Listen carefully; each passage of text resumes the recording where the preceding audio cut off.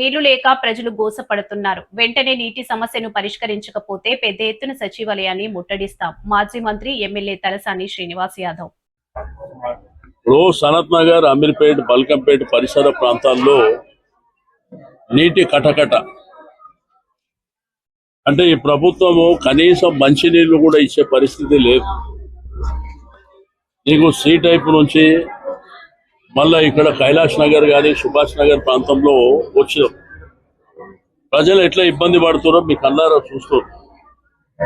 10 ఏళ్లలో కేసీఆర్ ప్రభుత్వం ఉన్నప్పుడు లేని సమస్య కొత్తగా ఎందుకు వచ్చిందని పూతు మాటలు తిట్టడానికి టైం సరిపోతుంది, కానీ ప్రజలకు నీళ్ళు ఇచ్చే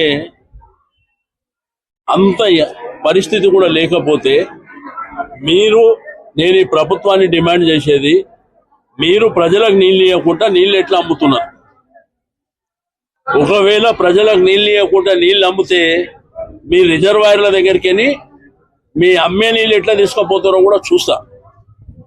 మీరు ప్రజలు అల్లాడిపోతుండ్రు, తాగడానికి నీళ్లు లేకుండా నానా రకాలుగా ఇబ్బందులు పడుతున్నారు, మీ కళ్ళారా చూస్తారు. అయినా ఈ ప్రభుత్వానికి సోయి లేదు, కనీసం అడిగే బాధ్యత లేదు. తాగడానికి ఇప్పుడు నిత్యావసరం ఏంది?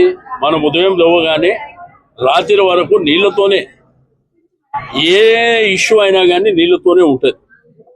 పొద్దున్న లేచి ముఖం కడుకోవాలన్నా, స్నానం చేసుకోవాలన్నా, ఛాయ్ తాగాలన్నా, అదేవిధంగా దేవుడికి పూజ చేయాలన్నా, బయటికి వెళ్ళాలన్నా నీళ్లతోనే ముడిపడి ఉంటుంది జీవితం అంతా.